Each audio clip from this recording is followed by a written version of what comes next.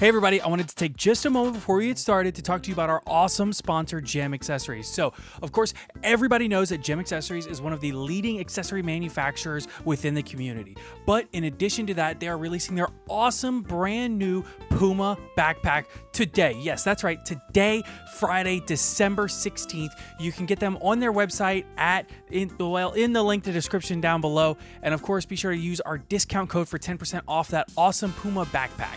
So again, you can find their link in the description down below. Be sure to check out Gem Accessories and their awesome new Puma backpack. It is so wonderful. I have the Jaguar version, which is the green version, and I love it. You should absolutely check it out, and thanks so much for watching. Now let's get on into the episode. Welcome to the top cut, welcome to the top cut, welcome to the top cut. Top cut, welcome to the top cut, welcome to the top cut, welcome to the top cut.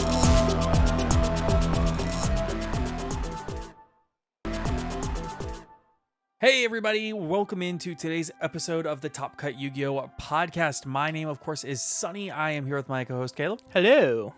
And of course, we want to thank our wonderful sponsor, Gem Accessories, for, sponsoring the podcast. So, of course, we want to thank our other sponsors, ETB Games, of course, Millennium Threads, and be sure to check out the affiliate links down below for TCG Player and Dragon Shield to get some awesome products at no extra cost to yourself. Like if you're just buying some singles to round out maybe your Edison deck or something, or just click that affiliate link before you shop. Costs you nothing extra, supports us.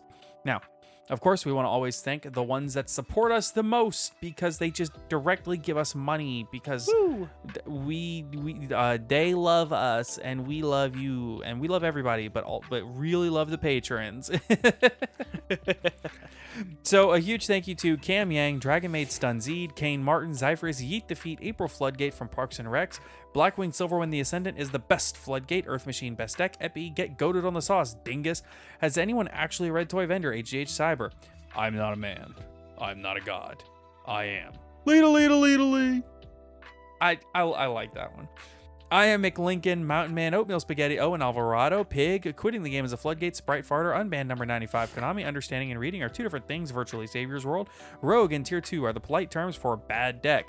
AD, Aaron Gardner, Asami, Ashless Chaps, Cyberdank, Puffer Dragon. Don't listen to the guy who hates Rogue decks. He's just salty. He got clapped by Rika. Duty Booty, Dragon Maidenless Behavior, Fur Hire Dog Turd, Heroes Pebble Cereal, Jerry Beans Man, Cam, the disciple of Caleb's waifu philosophy, King Henry, Old Man Red, Pin Code 143, Ray Powell, Sky Striker Maneuvers, Scoop, and Slaking It Up. Thank you all so much for your continued support of the podcast. And of course, if you want to support the podcast, go that extra mile, be sure to check out our Patreon. There's a link down below, and you do get an extra episode every week. Currently, we're doing this pretty cool series where we go through and we talk about, we kind of, to a point, discuss. We're going through each set release in the game's history, similar to how they do in like History of Yu-Gi-Oh! Or even the Progression series or Still Showdown, where they kind of play each set. We just kind of read off the cards and then kind of talk about the cards. But pretty soon we're going to be done with that, actually. And we're going to transition into something a little bit more kind of free-flowing. It's not really necessarily going to be all Yu-Gi-Oh! Stuff, but we're going to talk about other stuff that we like, probably. Like, I like One Piece. I know Caleb does too. We'll probably talk about Pokemon, other various media and things that we consume. So be sure to check that out. I'm excited. I think we have some cool stuff coming to the Patreon. So, and also if you sign up at the highest tiers, you can get t-shirts, hoodies, and even I think the $10 tier you get a mug, and the $5 tier I think you get stickers. So, and we have tiers as low as $1. So anyway, thank you all again so much for your support of the podcast. Now let's go ahead and hop on into the main bulk of the discussion. So first off, we're going to start with, we got some information for our TCG ban list. We didn't talk about this in the last episode, the one we did with Callie, because first off, that was filmed before this stuff came out. Right. And it just, that episode was actually filmed like a week in advance, and it just took a long time to edit together because, like, if you watch that episode on the YouTube, every time we cut to a different screen, which was every, I don't know, 10 seconds, it seemed like, that was an edit that had to be done, and it was an hour and like 35 or 40 minutes. Yeah. So it was a very big edit. A huge shout out to our editor Justin, who did that for us. He did a great job, and there's some very fun little, extra bits that he did. But we didn't get a chance to talk about this, so I'm really excited to talk about it. What we have is something that we haven't ever really had, or at least not in a long time, right? We got a discussion from Konami. We got it's a post on their blog about the December 1st Forbidden Unlimited list. So this was released in conjunction with the Remote Duel YCS that happened this past weekend. And it starts off with a new Forbidden Unlimited list for the advanced format just took effect on December 1st, and it's currently in play for YCS Remote Duel. Check out the big changes that were made that will affect this weekend's competition. And then they went in to actually discuss why each card got banned, limited, or unlimited. And yeah, just some of their thoughts behind why they did it, which is great. Right. And I'll be the first to say this article was written by Michael Kohanim, Michael Kohanim, which he's probably not he might not be a Konami employee. He might just be a writer that writes on the blog. But it's better than nothing. Right. Even this is a huge step forward in Konami's communications with the player base. This is something that we've wanted for a long, long time. We got a little bit of discussion, or maybe less discussion, and more an actual movement from Konami with the 2016 February adjusted list, which was the Pepe list. And then in 2011, late 2011, early 2012, I think, we got this really underwhelming ban list that hit like the TG deck and the Plant Synchro deck, but didn't really address any of the problems that the game was facing at the time, which is Wind Up, Dino Rabbit, and Insector. A lot of this was because they were financially motivated to keep those strategies alive and going, which is fine to a point, but to come in and really hit the other decks that were already teetering on playability because of power creep, it was not something that sat well with the player base. So as a result, it gave a real kicking them while they're down feel. Right, exactly. Just those decks were about to just get rotated out. Anyway, the bans there was no point behind them. Right. So to me personally, and they wrote an article like this when that happened, but the issue was that the player base reacted to that article super duper toxically. And the player base kind of tore Konami to shreds, and to a point, right, with good reason. What's not okay is harassment and things of that sort. You can disagree with a company's communications policy without harassing people and being horrible, right? Easily. Very easy to do. And I think that this list is the next step in Konami saying, okay, it's been a decade since that happened. Let's give it a shot. Now, what some people are saying is we need to just be nice and say thank you, Konami, for doing this. That way we have this in the future, because I think this is super important, right? To give some kind of a perspective from Konami.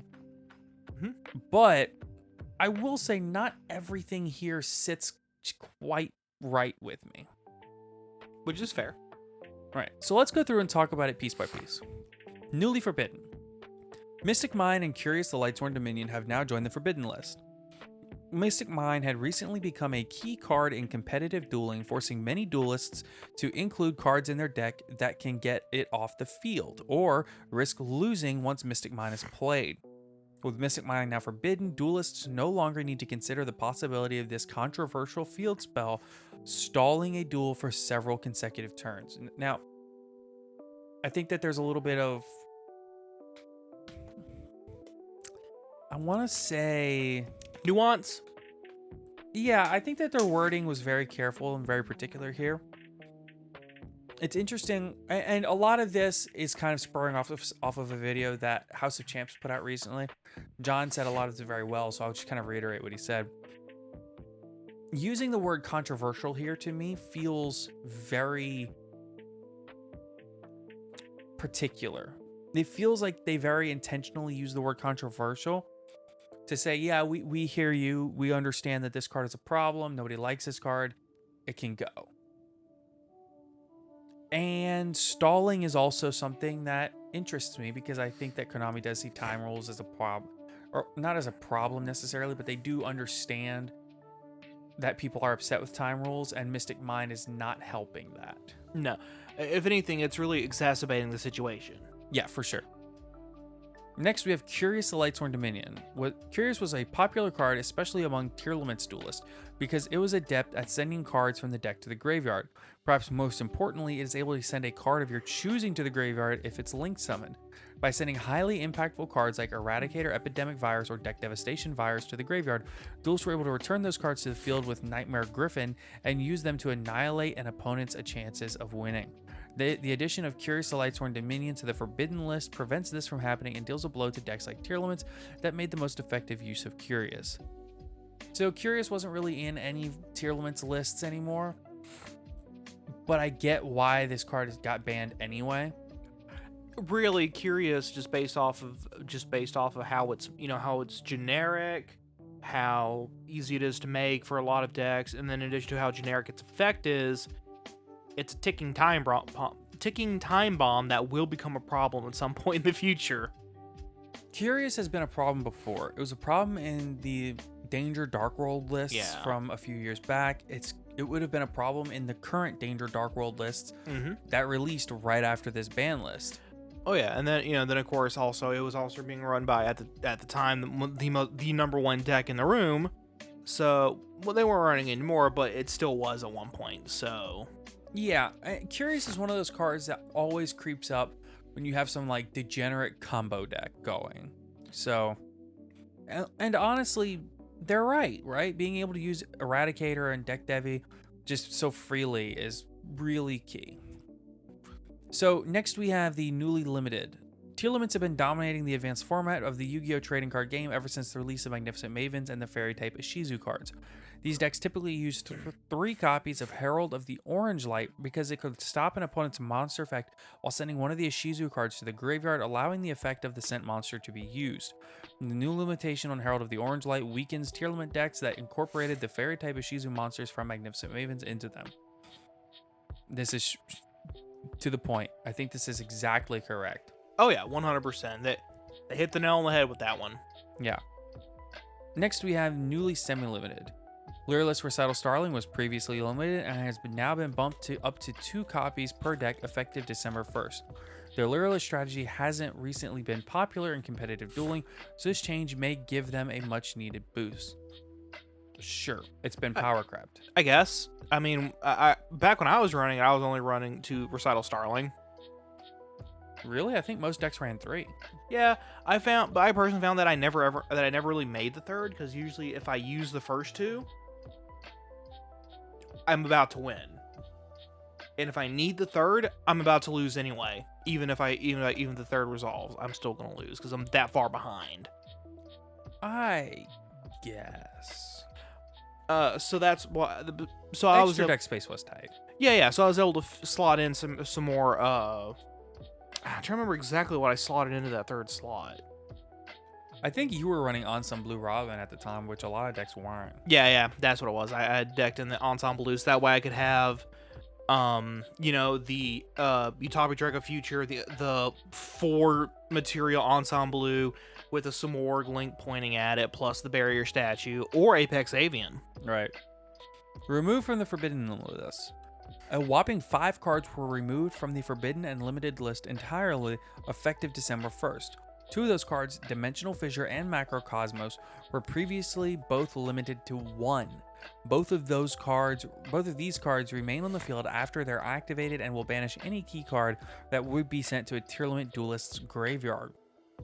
Generally, this will completely shut down the tier limit duelist's plays, since virtually all of the monsters in a tier limit's deck need to be sent to the graveyard to use their most powerful effects. The removal of these two cards from the Forbidden and Limited list gives other decks the power they need to defeat tier limit decks.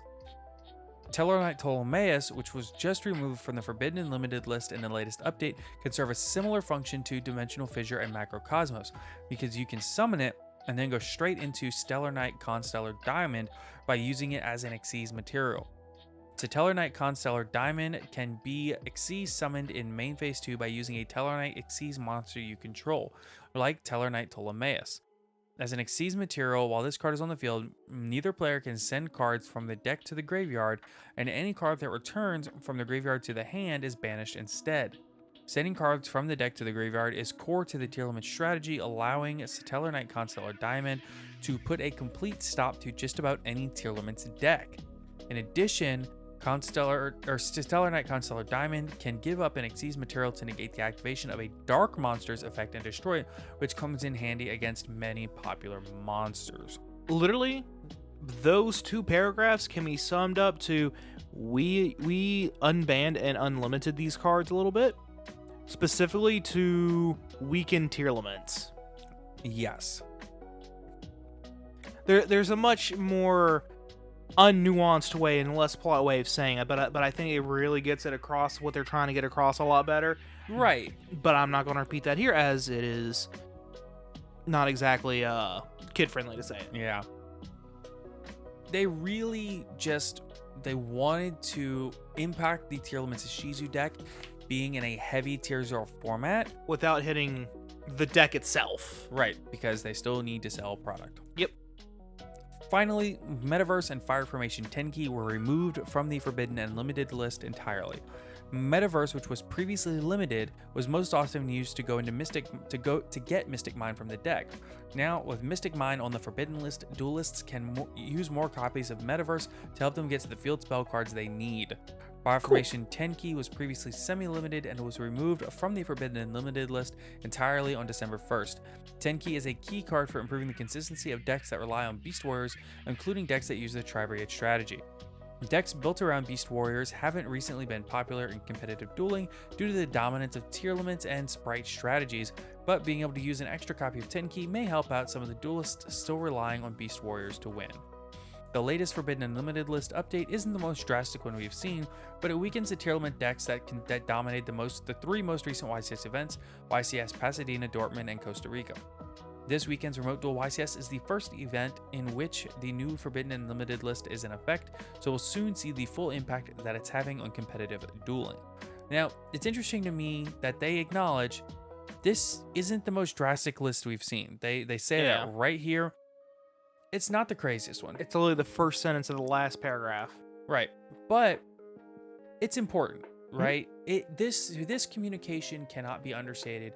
It is so far and away the most impactful and important thing that we've gotten from Konami as far as direct communication in years. And it's the first direct ban list we've gotten from communication we've gotten from Konami besides the ban lists themselves in a decade. So this is a great step forward, and I very, very, very genuinely hope that this is something that turns into a tradition and continues for every ban list, and I hope that the player base doesn't ruin it for us. Yeah. That said, I still think this list could have done more. I don't think it was a terrible list, but there's some things they could have done to help out a little bit. It's still not the best list. The best way I know how to describe it is it's a really good, like, fresh cut ham and some really nice sharp cheddar cheese sandwich with no condiments. None. So you're saying it's a superior sandwich? Excuse me, you need ketchup, you need mustard, you need mayonnaise whoa! on ham and cheese, my dude. Whoa! And pickles. You need pickles. And lettuce and tomato. Really, it's just kind of a sad school sandwich. Okay, hold on. Yes? Let's back up to the first thing you said. Yeah, ketchup. Ain't nobody putting ketchup on a ham and cheese sandwich. Yes, they are. When you go to Subway, do you see ketchup? No, I always take the sandwich home and put ketchup on my sandwiches. I'm not gonna lie, I don't normally. That's because I normally get the sweet chicken teriyaki or meatball. But when There's I get no way you will put ketchup on a sandwich. yeah, You're capping. There's no way. no, I do. I put it on my sandwiches. If they're like a lunch meat and cheese sandwich, I'd usually do mayo and ketchup.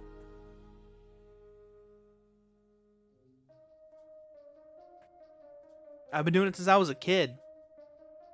Yeah, but kids are dumb. You're supposed to grow out of stuff like that. And then I also like it on hamburgers, of course. Well, a hamburger is different. Is a hamburger not just a No, it's not. different style of sandwich? It is a different style of sandwich. Sure. But Look- you're not going to put ketchup on like a deli meat sandwich. Yeah. That's not how that works. Yes, that is how that works. You also That's not how that works. That's not how any of this works. And you also do mayo, and then mayo is an understandable thing. For- I don't like mayo, but I can understand people and then that do. for ham sandwiches, if I'm in the mood, mustard. Again, I don't like mustard, but I understand. I don't like mayo or mustard, right? But I understand those are sandwich condiments. Ketchup is not a sandwich condiment. Ketchup is a sandwich condiment. However, I have not been able to do so recently due to some dietary issues. I'm at a loss. Too acidic.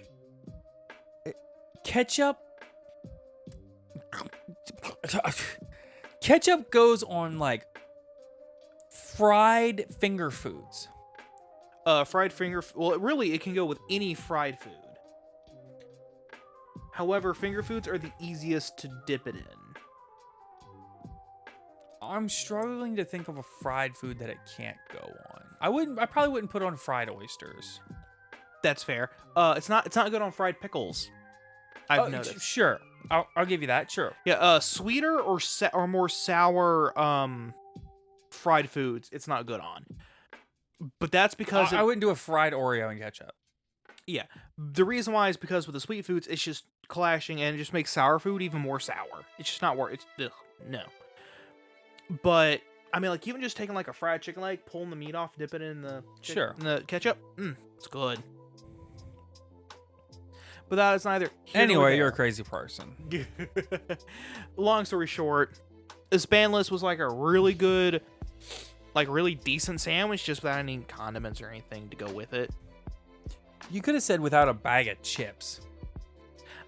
I don't normally eat chips in my sandwiches. Bro! I prefer French fries. Dog. What?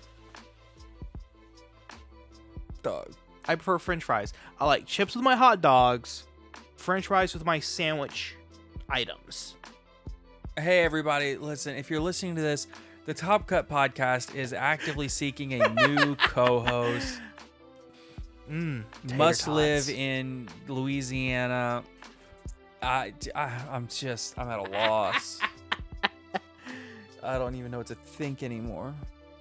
My whole life is a lie. Tater tots. Sure, ketchup goes great on a tater tot, but the closest thing to ketchup that I could accept on a sandwich, I think, is Raising Cane sauce. Barbecue sauce. On I'm not putting barbecue sauce on a sandwich unless it's like a barbecue sandwich. Like Yeah. pulled pork or some ooh, really nice brisket. or like chicken, but not like sliced chicken. Yeah, like shredded, like somebody grilled, or Yeah, like leftover fried chicken, like the day after. You Yeah, just yeah, yeah, pull sure. off the bone and put it on, lay it on I a would put sandwich. ketchup on that. It's really good. You should do it. But It's I'm really not. good. But I'm not eating sliced turkey. I'm not gonna go to the store and get a smoked turkey slices. Go open the container, put the turkey on. Yeah, Put slice a of little cheese. Pepper jack cheese. Ketchup all over it. No shot. Yeah. And then you go with some mayo on one side, mustard on the other slice of bread. So that way the mayo and mustard are separate. And you also want to put that ketchup in between the meat and the cheese.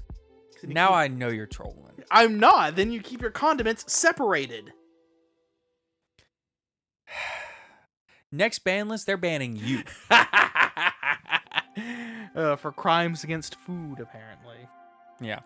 Okay. We also got an OCG ban list. Yes, which is So while we're fascinating. talking about banning Caleb and things, oh, Caleb, quick, what's your Konami ID number?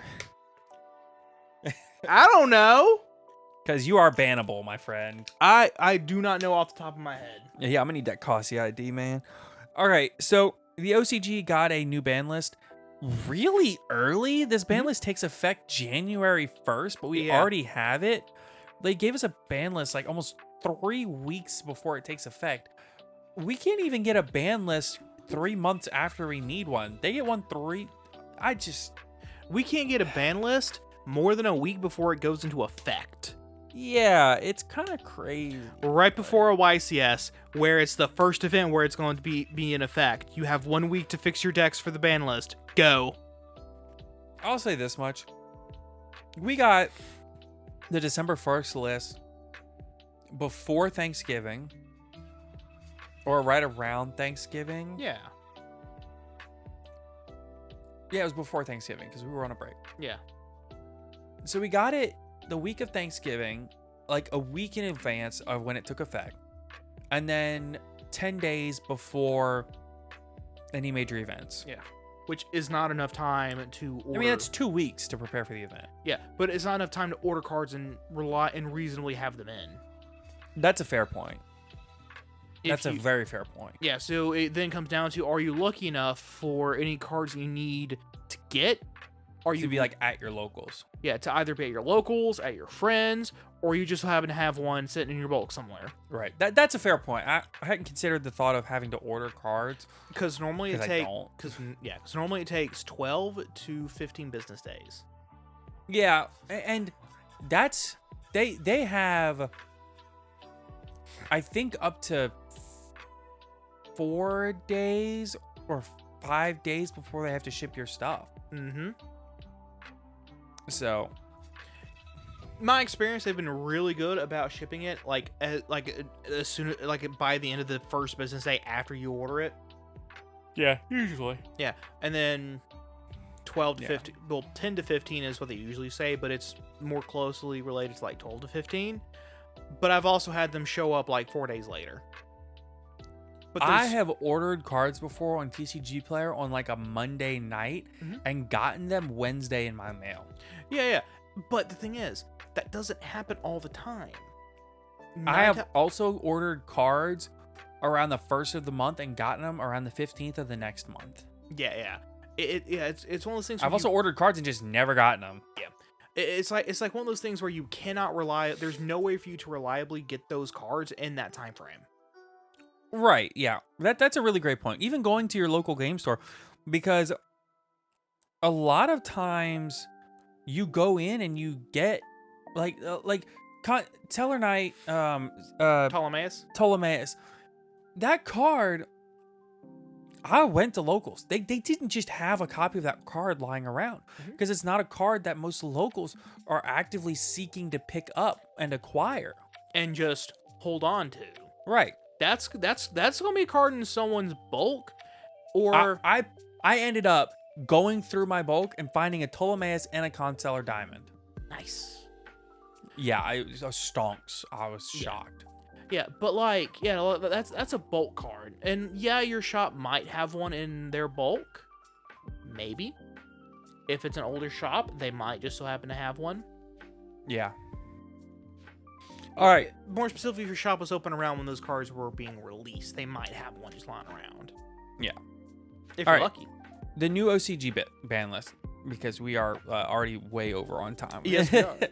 Well, not time for the episode, but like time we get allotted for this. Yeah. So your newly forbidden cards are Tearlaments, Kalos, and Barrier Statue of the Stormwinds. I think Stormwinds is honestly overdue at this point. Yeah, it's just the thing is that all the barrier statues are as I've said before with Curious, ticking time bombs. All of them. Every single one. Yeah. It's just that Stormwinds was the first one to go off. Yeah. And it went off of Master Duel before it did it here. Yeah. And the reason why is because all of them do the same thing. All they require, all the various berry statues, is for an R-type to just so happen to special summon one of those types out of the deck.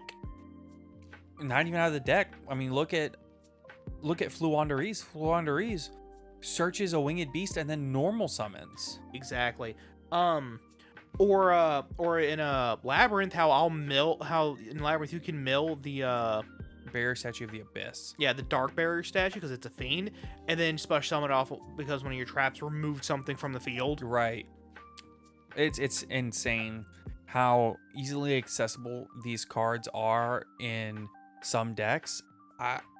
I'll be honest, I'm kind of shocked that other barrier statues haven't seen more play. I think it's because that there hasn't been a way to reliably just fetch them for free. Right. Now, the interesting thing to me is, one, so let's say this happens in the TCG on the next list.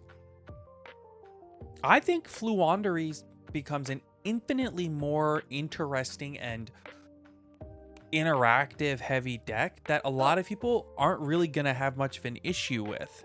Oh, absolutely, because the biggest issue they have is the barrier statue just shuts down your entire turn, unless you have Regeki.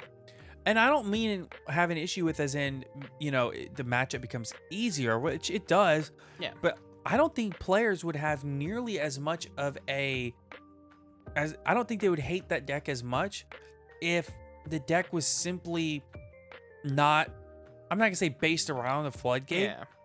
But if that deck has more points of interaction, like Mist Valley Apex Avian, like Ryza, those cards have a little bit more opportunity to play through and play around with them and interact with them. Barrier Statue really doesn't. You just have to waste your normal summon and waste your battle phase and move on. Yeah, or just so happen to have Regeki and or a Lightning Storm and just activate and hope they don't have something to stop that. Right. I think this is really interesting. And oh, definitely. My other question is, if this happened in the TCG, could we really realistically see a world where Samorg comes back? I mean, there still comes the issue of Mist Valley Apex Avian, but Apex Avian isn't as big of an issue as Barrier Statue is. So very possibly. Interesting. They'd probably ban it and then pull the Samorg link back to 1 and just to try it, see what it does. Yeah, but you only ever ran 1 anyway, so. Yeah, but bring it back to see if it does anything, but then basically put it on probation. Right. Next we have Tearlaments Kit Kalos. This is quite the drastic hit to Tearlaments, but it needed it, so that's fine. This is the OC, because over the OCG, Tearlaments have been out for several months at this point, so 8 months. Yeah, this is the second time they've hit Tearlaments. Yes, and they're gonna get more. Yeah, the OCG's made their money. They're sick of it now. Yeah. Next we have Kshatriy Fenrir and Kshatriy Unicorn. Yeah, because Kshatriy Law decks were becoming the next issue. Well, Tier Limits Kshatriy's been tier 0 over there for a few months. Yeah, exactly. So if they just hit the tier limit, then Kshatriy just steps in and replaces it. So it's kind of a... You have to get rid of the critical mass of these cards, because realistically, I'll just say it. They also limited Tier Limits Sharon and Tier Limits Reinhardt. So let's think about this. At a full power version, right? You have 3 Reinhardt, 3 Sharon, 3 Havness, 3 Merly, 3 Fieldspell, 3 Fenrir, 3 Unicorn, 3 Tier Limits Kshatriy. That is 8 cards that you're running 3 of. It's 24 cards. Mm-hmm. Now, you have a 1 Kshatriy Fenrir, 1 Unicorn, 1 Sharon, 1 Rhinoheart, 1 Fieldspell, 2 Havness, and then 3 Merly. You've gone from 24 to 10. Yep. And no Kit Kalos to really push your advantage engine. And Prime Planet Paraisos, which is the Kshatriy Law field spell. Right. So you have Primitive Planet Paralino for tier limit and Prime Planet Paraisos for Kshatriy. Which I had to look that up. Yeah, that's the only reason I know that. Yeah. This is interesting. To me, it's really fascinating that they've come down so hard on this deck to the point where they've gotten rid of the critical mass of these. And this is something similar that's happened with Zodiac, that's happened with Sky Striker, where they really went in hard. And I think they learned the lesson that they from Sky Striker, where if you hit these kinds of decks really slowly over time, they'll just keep adapting. Right, the player base just keeps adapting and updating and innovating on the decks, which is a good thing. Innovation is good. Yeah. But it really doesn't solve the problem in a lot of times. Yeah, because, like, why am I going to buy new product when the deck I've been playing for the last 6 months is still entirely viable? Because you've only been, oh no, I lost one copy of this. Baby stepping it, yeah. Yeah, baby stepping it for 6 months. All right, so the other newly limited cards are Bestial Magnemite, which is, this makes sense to me in a way because of the fact that it was just so ubiquitous. Yeah. Blackwing Steam the Cloak is a card that was forbidden there, and it was banned here too, but then like right before they released all the new Blackwing stuff, they gave it back to us. Yeah, well, they banned Hulk, and yeah. that's the reason they felt they could give it back to us. Yeah, and they were like, it didn't do anything. Right. Change of Heart, we've had this for a while. They finally got it. And Branded Fusion went from 2 to 1. I'm thinking that they, in their minds, are saying, okay, well, now that the tier limit cards are so limited, Branded will go Bestial, or tier limit Bestial Branded or something like that will become the next best deck. And we need to preemptively touch on this. Yeah. And the last card is Ancient Fairy Dragon. With an asterisk. Yeah, this card's coming back with an errata, which we'll talk about in just a moment. Yeah. So your newly semi-limited cards are Galatea, the Orcus Automaton. This is now from 1 to 2, which we've had it at 3 for a while now, I believe. Yeah. Swap Frog from 1 to 2. Ours is at 3, no problem. Sky Striker Ace Kagari. Ours is at 3, but it's a little bit different because they have 2 engage. We only have 1 engage. I think multiple Kagaris is better than multiple engages, but we'll see. Now, Yatagarasu, this card can be at 3, no problem, that's fine. Rite of Aramasir, it was at 1 over there, now they moved it up to 2. Yeah. They're just going to peel that off slowly. Infernity Launcher, which is a scary card, but not as scary as Archfiend, so. Yeah, that is true. Launcher is probably fine. Foolish Burial Goods from 3 to 2. This is interesting to me because I do think that eventually Foolish Burial Goods will kind of be like Foolish Burial, where there's just so many amazing cards that get an effect when they go to the graveyard. Oh yeah, so many powerful spell traps that can just really utilize just being sent to the graveyard. Like just in Madolche, I can name just in the with Madolche you have the Madolche Promenade, which has a graveyard effect where you banish it and target one of your Madolche Xyz monsters. Then you just attach a Madolche monster to it from anywhere. I've got a better one for you. Toy Vendor searches every time it hits the grave. Yep. Naturia Sacred Tree searches every time it hits the grave, and it's not once per turn. And there was another one I had off the top of my head. The Tearlament Soliic. I think that one gets a search or something when it goes to grave. So yeah. Like there's so many spells and traps that have effects in grave. Yeah. Raigeki from 3 to 2. This is interesting. A lot of the board wipe cards were becoming really ubiquitous over there. Raigeki, Book of Eclipse, Swords of Concealing Light. You were seeing a lot of those over there. And there are reasons for that. I don't remember them off the top of my head. I mean, I think a small part of it is Striker might still be popular. No. There's a direct meta reason. Okay. If you're interested in knowing that, check out Yassine656 on YouTube. He did a video explaining it. He's the man with the knowledge. Yeah. And Trickstar Light Sage from 1 to 2. This card's fine. We have it at 3. Yeah. Next, you have your Unlimits, which are ABC Dragon Buster. That's fine. We have it at 3, no problem. Double Iris Magician, same thing. Water Enchantress, same thing. Phantom Knights of Torrent Scales, Eldlixir, Scarlet Sanguine, all same thing. So, yeah. This list is very crazy and huge and a bomb on the format.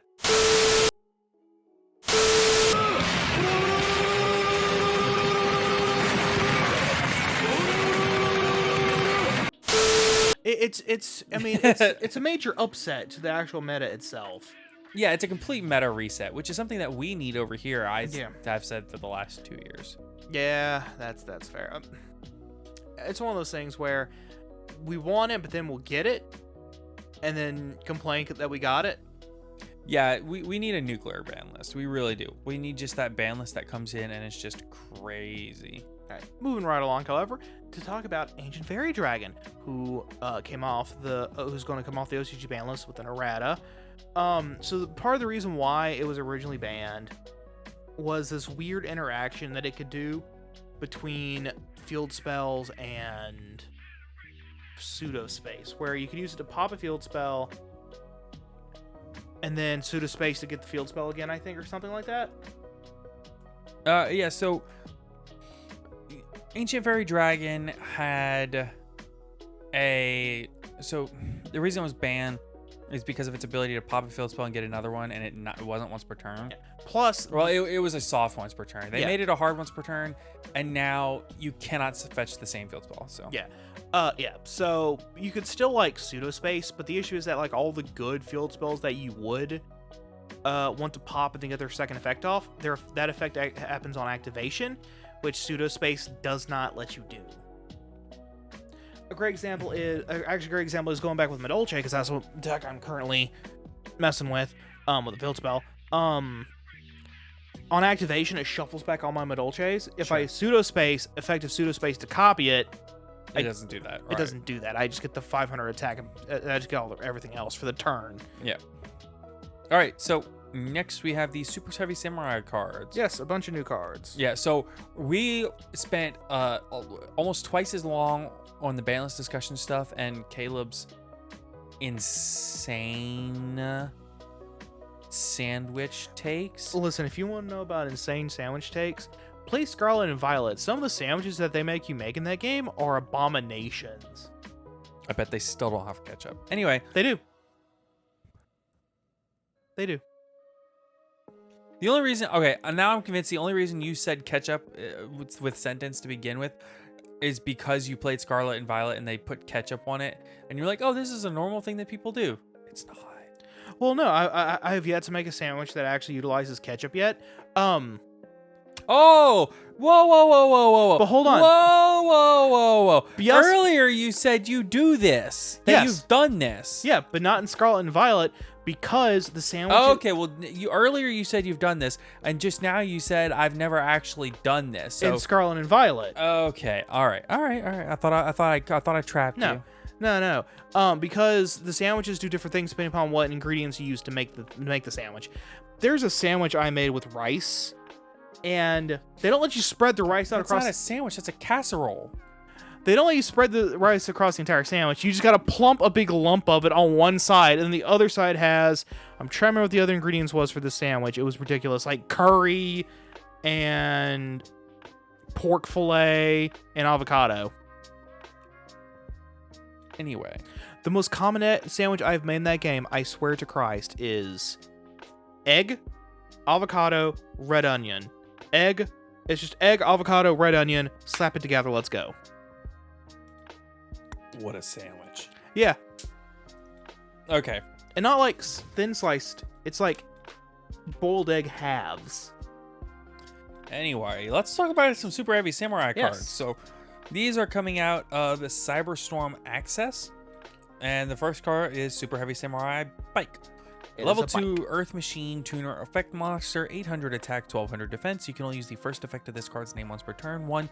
If you have no spells or traps in your graveyard, you can discard this card, add 1 Super Heavy Samurai monster from your deck to your hand, except Super Heavy Samurai Bike. 2. Once per turn, you can target 1 machine monster you control that has a level, increase its level by 2. Yep. Next up, we have Super Heavy Samurai Spy. Level 1 Earth Machine Effect Monster, 200 attack, 700 defense. You can only special summon with the first effect of this card's name once per turn. You can only use the second effect of this card's name once per turn. 1. If you have no spells or traps in your graveyard, special summon this card from your hand. 2. If you have no spells or traps in your graveyard, quick effect. Tribute this card, target a spell trap in your opponent's graveyard, set it to your field, but banish it when it leaves the field. That's interesting. Which is hilarious. Alright, next we have Super Heavy Samurai Soul Gaia Booster. Level 4 Earth Machine Effect Monster, 0 attack, 0 defense. You can only use the second effect of this card's name once per turn. 1. You can target one super heavy samurai monster you control. Equip this card from your hand or field to it. It is treated as a tuner. 2. If you have no spells or traps in your graveyard while this card is equipped to a monster by its own effect, you can special summon this card. Next up, we have Super Heavy Samurai Prodigy Wakaushi.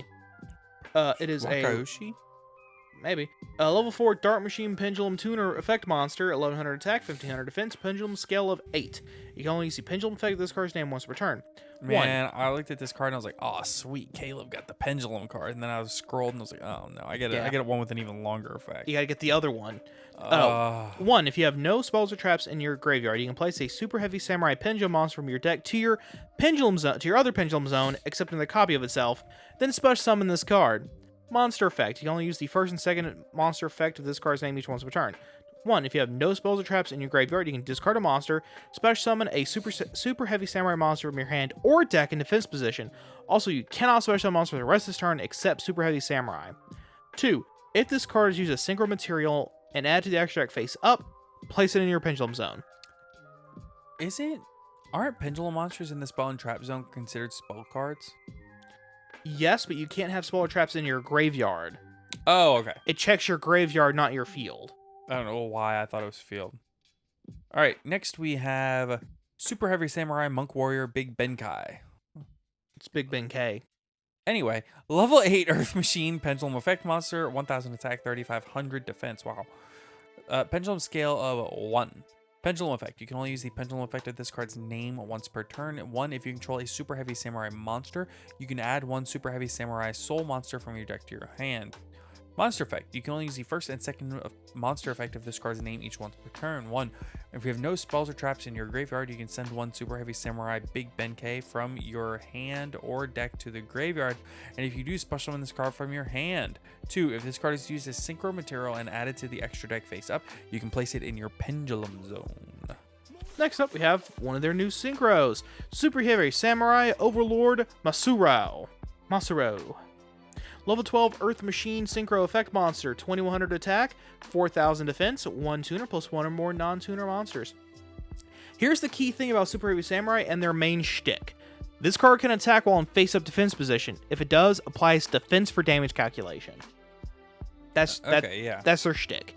2. If a Super Heavy Samurai monster or monsters you control will be destroyed by a battle or card effect, you can destroy a Super Heavy Samurai card you control instead. Once per turn, if your opponent activates a spell, trap, or effect, you can draw a card, so you have 3 cards in your hand.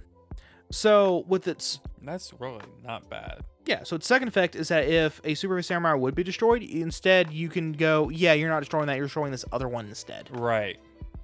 That feels really good. Next we have Super Heavy Samurai General Shanao, whatever. Level 8 Dark Machine Synchro Pendulum Effect Monster, 2000 attack, 2500 defense, pendulum scale 1. You can only use the pendulum effect of this card's name once per turn. 1. When an opponent's monster declares an attack, you can special summon this card. Then, if you have no spell or traps in your graveyard, change that opponent's monster's attack to 0. Also, its effect is negated. Monster effect. Materials, 1 tuner, 1 or more non-tuners. 1. If this card can attack while in face-up defense position. If it does, apply defense for damage calculation. 2. Once per turn during the battle phase, if you control this synchro summoned card. Quick effect. You can special summon 1 Super Heavy Samurai monster from your deck or face-up field to the spell and trap zone. Then place this card in your pendulum zone. Neat. That's interesting. Yeah. So, that's the last Super Heavy Samurai card. These cards seem to be fairly good. Oh, don't get me wrong. They're fairly solid. But the issue is that, like, Super Heavy Samurai suffers from how any archetype would suffer with the entire archetype not having any spells or traps. Yeah. It's all monsters. All monster effects. Yeah, you're just playing Monster Mash. Yeah, and the thing is, you can't even run stuff like Infinite Impermanence or... You can run Denko Sekka. You can run Denko Sekka. Yeah, you can run Denko Sekka, but, like, you can't run Infinite Impermanence, you can't run Dark Lord No More. Right. You can't run any of that. Alright, next we have new Visa Starfrost support. You want to kick us off? Sure. First off, we have Vicious Shroud. Which, by the way, Such an amazing artwork. The artwork is both really cool, but also really busy. Yeah, that's fair. It would look great as an ulti, though. So it's a Dark Fairy Fusion Effect monster, level 8, 3000 attack, 3000 defense. Materials are Visa Starfrost, plus a monster with 1500 attack and 2100 defense. I know why that's very specific. Must be special summoned by banishing the above cards from your field and or graveyard. 1. If this card is special summoned, you can target another monster on the field, destroy it, and if you do, this card gains attack equal to half the destroyed monster's original attack or defense, whichever was higher. 2. Cannot be destroyed by battle. Monsters that can fuse together with Visa Starfrost for this are as follows: Scareclaw Riot Heart, Tear Laments Rhino Heart, Kshatri Riot's Heart, Infinitrack Drag Shovel, and Wind Up Zen Mains. That's so hilarious.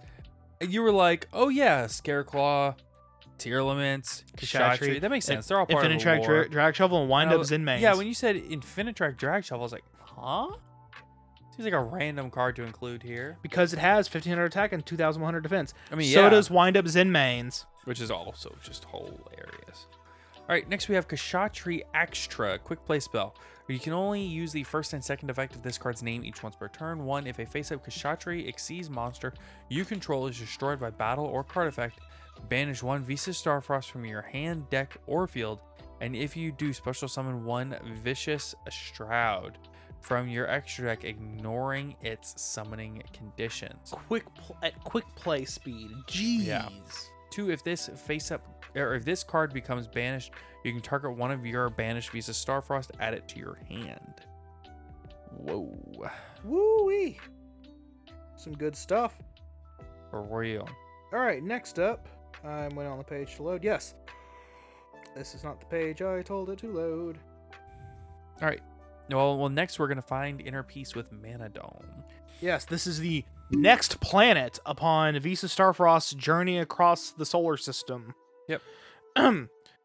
Let's see. This theme seems to be named after Vamana, dwarf, the 5th avatar of Vishnu, the preserver, a god of the Hindu pantheon, and possibly Dom or Dome or Dumb, as in Kingdom. Right. Yeah. Beginning with Mana Dome, I'm going to say Dome because it has the E at the end. Rheum Heart, level 4 light warrior effect monster, 1500 attack, 2100 defense, is a viable target to fuse with Visa Starfrost. Yeah. You can only use the first and second effect this card's name used once per turn.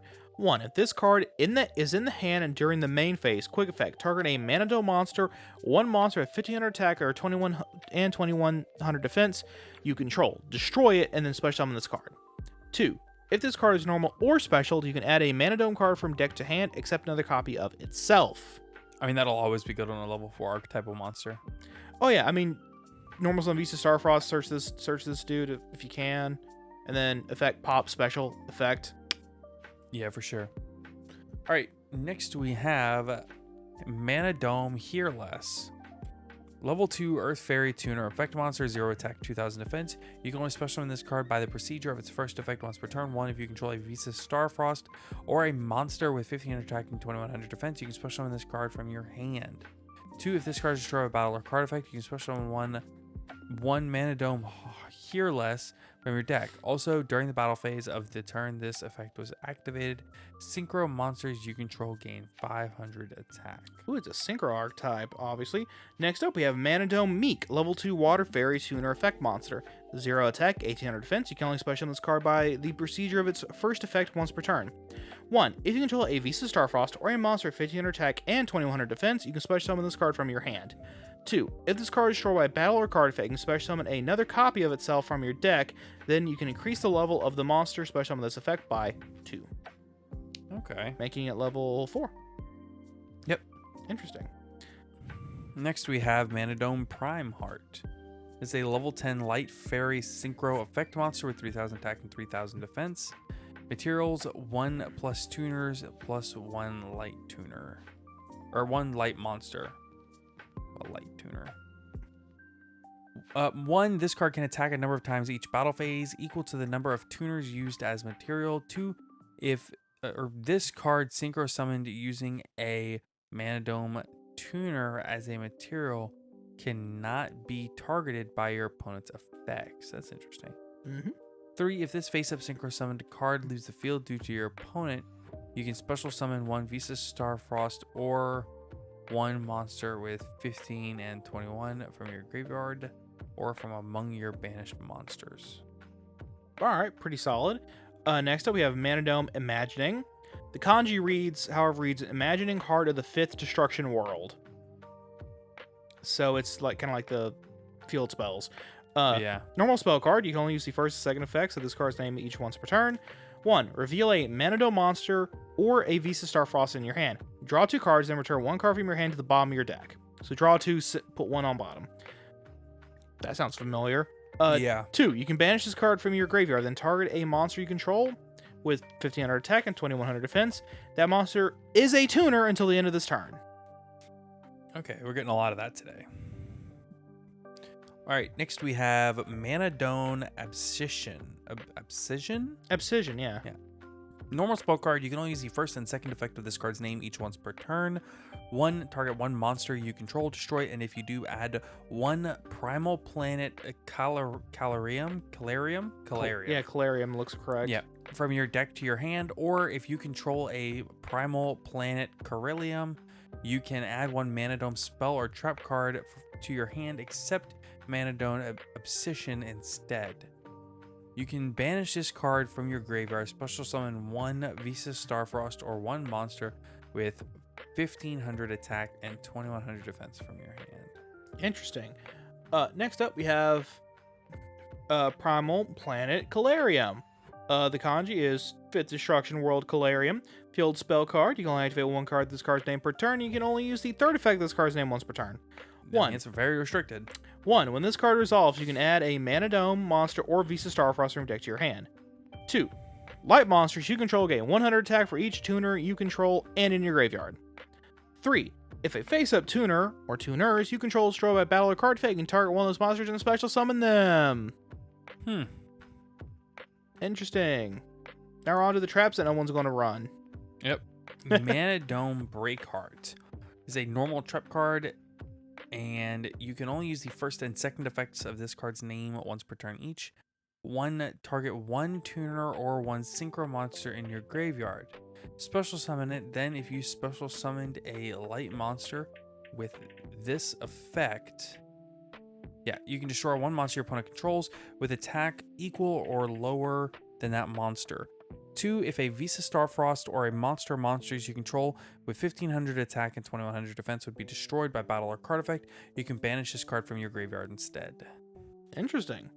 Lastly, we have Mana Dome Reframing. Counter trap. You can only use the 1 and 2 effects of this card's name each once per turn. 1, when a spell or trap card or monster effect is activated while you control a synchro monster, negate the activation. And if there was a Visa Starfrost or a monster with 1500 attack and 2100 defense in your field or graveyard, you can destroy that negated card. 2, you can banish this card from your graveyard, target 3 Mana Dome monsters in your graveyard, put them back in the deck. Pretty solid, actually. Yeah, I was gonna say, this seems like a pretty good card. Yeah, surprisingly. Usually the traps are bleh. Alrighty. All right, the last thing we have to talk about is CYAC. Well, I'll tell you what, we're pretty much there on time. You wanna save a little bit for the next episode? You know what? A little bit of tensions rising, you know? You know what? Yeah, sure. We'll have more. Yeah, we'll talk about those on the next episode. Yeah, we're trying our best to keep the episodes to like a reasonable time length. You know? All right. So, with that said, thank you all so much for your awesome support of the podcast.